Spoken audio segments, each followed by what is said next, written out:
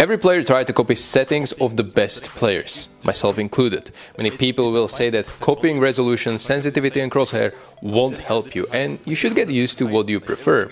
And they're right, kinda. Or are they? What you are seeing right now is, statistically speaking, the perfect crosshair in Counter-Strike. I took the current crosshairs of all participants for Budapest Major and it averages out to this. But this average seems like the easy way out. We aim to find out through research if there is a perfect crosshair that helps you play to your full potential. But for that we need to dig into some scientific papers. So after hours of me and my team looking for any data, we found multiple studies that claim that different colors like red and green can affect focus and reaction time in certain scenarios. But in reality we also found out that it is much more complicated than that. By the way, while I do play CS professionally, this video is not specific to this game. You can use this data for any FPS you enjoy playing. So why are they not transferable? Well, for the first study to apply, we would have to make the models of all enemies bright red to react to them, not the crosshair. The second study focused purely on learning, so the concentration boost is negligible, especially with the fact that good players rarely look at their crosshairs. They visually process it and use it as a reference, but you do not look directly at the crosshair. And the study that puts yellow into the spotlight is just impossible to connect to any in-game scenario. So we're back to square one, right? Well, not really. There is finally something that can help us, and it might be as simple as this. This is a simple color wheel that has been used in graphics and designs for years to find high contrast colors. How does it help us in our quest for the perfect crosshair? The colors on opposite sides of each other are contrasted to each other. So, for example, red and green or orange and blue.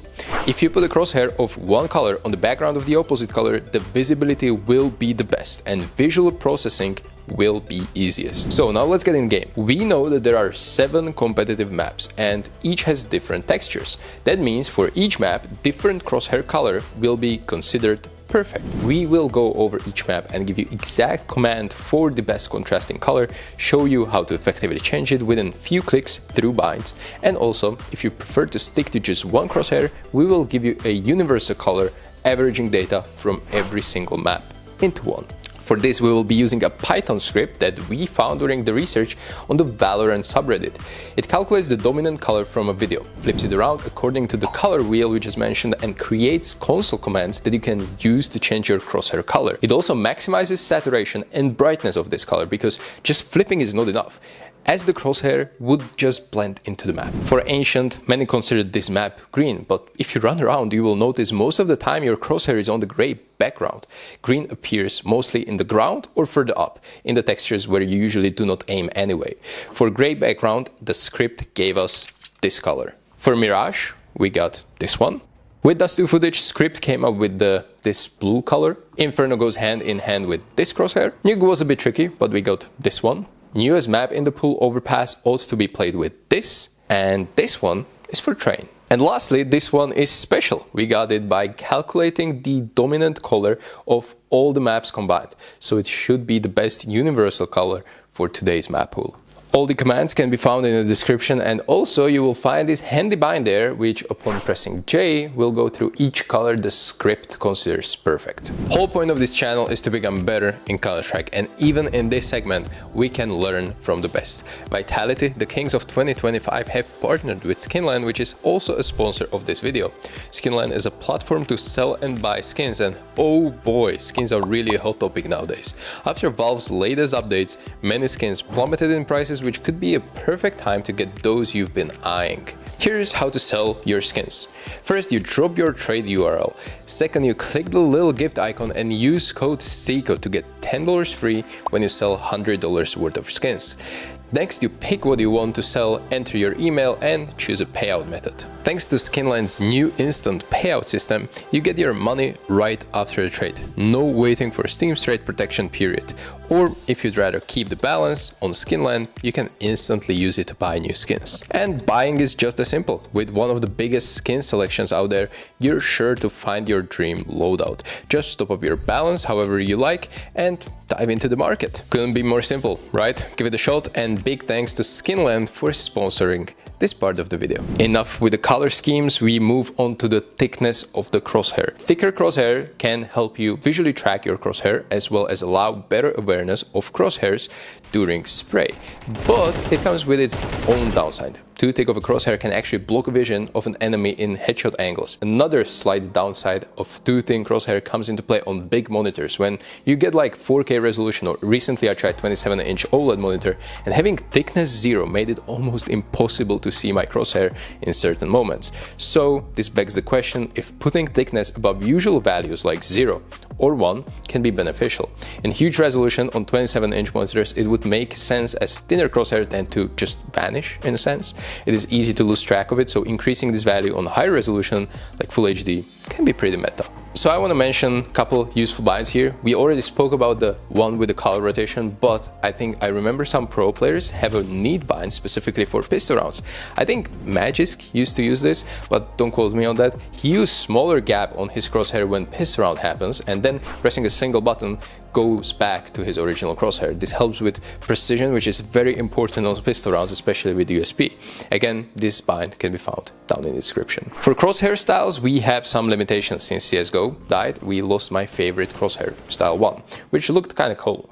But now we have 3 options, and the most popular one by far is classic static crosshair. It doesn't move at all and always stays the same. Then we have a dynamic crosshairs, which move as you shoot, and these are potentially good if you prefer smaller crosshairs, but you need some visual cues and assistance to help when you spray. Another style I want to mention is so-called classic, which spreads when you move and also spreads while shooting.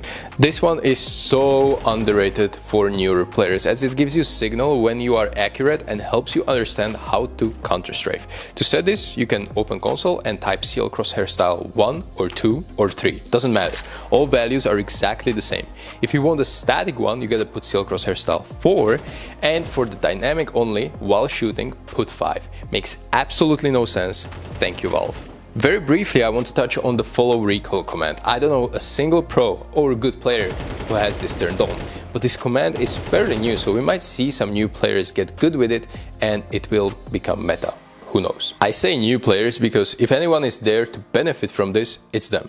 If you don't know the recoils of the weapons, this one should be helping you, but for me personally, it just hurts my brain. Alpha is an interesting command. It basically shows how transparent your crosshair is. And there is not much logic having transparent crosshair because it would be incredibly difficult to keep track of in-game like CS, so this value should be maxed out to 255. That means your crosshair will be as vibrant and as solid as it gets.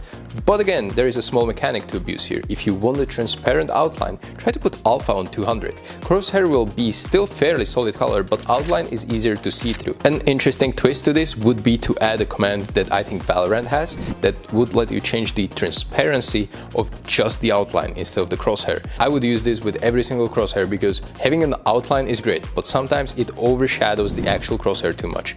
So Valve, please fix. Adding a dot in the middle of the crosshair is a great way, especially with dynamic crosshairs, to anchor your spray a bit. You get an extra reference point to know where the middle of your crosshair is while it expands. However, it also has a downside if you're using just the dot crosshair. In some positions, if the dot is just a little bit bigger, it will obstruct the vision, making it impossible to see an enemy at a greater distance. For example, look at this backplate fight. I have no clue if I actually aim at the opponent or if he's crouching behind the box. Some common mistakes or aim weaknesses can actually occur because of your poor crosshair. If you have trouble with losing track of it or visually lose focus while playing, focus on chapters about color, thickness and style from this video.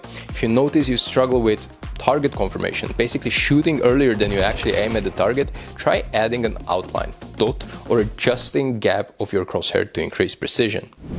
So I'm curious, what crosshair customization command would you love to see based on other FPS games that you play or see? Because CS2 is by far the most popular FPS game, yet has the worst commands to customize the crosshair. Let us know in the comments, and who knows, maybe Valve will actually deliver. One can hope. See you in the next video.